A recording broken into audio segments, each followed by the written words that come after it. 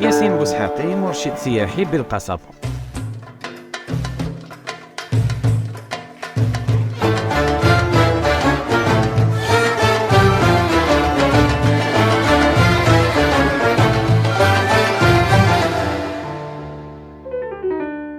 جاتني ليدي باش ندير الجولات السياحيه في القصبة، سيتي اون 2002. هذاك الوقت الناس اللي راحوا في لا بيريود تاع لا ديسيبل نوار بداو يجوا لهنايا للجزائر. دونك كاين راه سيليباتير جا مزوج بالدراري، دونك راني شافي جاوني في لا فامي هكذا بروبوزيتهم باش نوسيس جولات هنا في القصبة. اي سيتي غراتويتمون مي بروميير فيزيت. تقدر تقول لي درتهم اون 2002 والله غير قريب حتى ل 2010 كنت نديرهم بريسك غراتويتمون.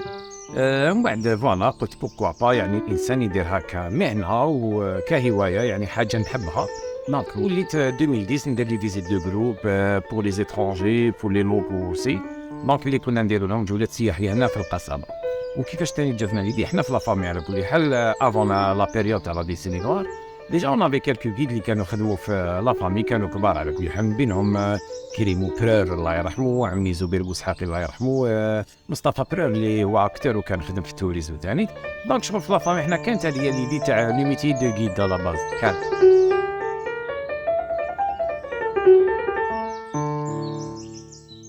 الثقافة الجزائرية غنية كتير يعني بتعددها، يعني حتى يعني النمط الجغرافي الجزائر تساهم في فضل من الله، يعني ساهم في التعدد الثقافي لكل منطقة من خلال عادات وتقاليد ومن خلال الآثار. ما ننساش تاريخ الجزائر، يعني هو يعني تاريخ شمال إفريقيا، يعني اللي كانت مرت عدة حقبات عليه من الفينيقية للرومانية.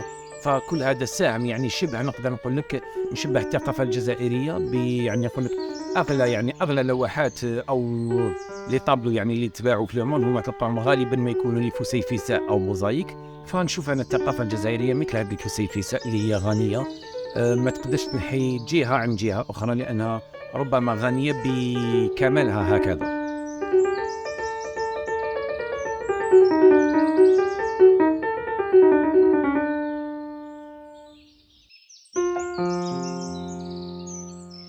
كمرشد سياحي يعني احنا كيفاش الدور المرشد السياحي، ما تنسوش باللي يوم 21 فبراير من كل سنة هو يعني اليوم العالمي للمرشد السياحي. يعني شوف الدور اللي عطوه له، يعني المرشد السياحي هو سفير تلك المنطقة أو الموقع الأثري، يعني كيفاش يساهم في الحفاظ عليه من خلال توعيته. ديجا لو فات كو يجيب ناس ويزوروا ذاك المكان، فهذا يدخل يعني في التحسيس، يعني أولا التعريف بالمكان، وأكيد يعني لما نقول التعريف بالمكان يدخل فيه التحسيس والتوعية من أجل الحفاظ على ما تبقى من هذه الآثار.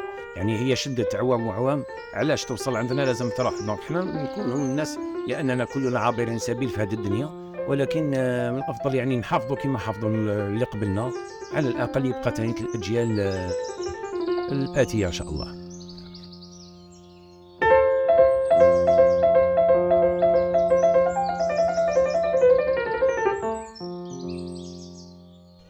دونك حنا المساهمة تاعنا وكيفاش نشوفوا روحنا في المستقبل كمرشدين سياحيين، أكيد يعني المرشد السياحي عندك مهنة المرشد السياحي ما تقدرش تكبرها وما تقدرش تصغرها. يعني تخيل أنت مرشد سياحي ما تقدرش تزيد حاجة، ولكن نتمنى إن شاء الله تولي الجزائر كما راهي حاليا. رانا نشوفوا هذه السنة يعني عدد السواح يعني كان غير منتظر، فهمت؟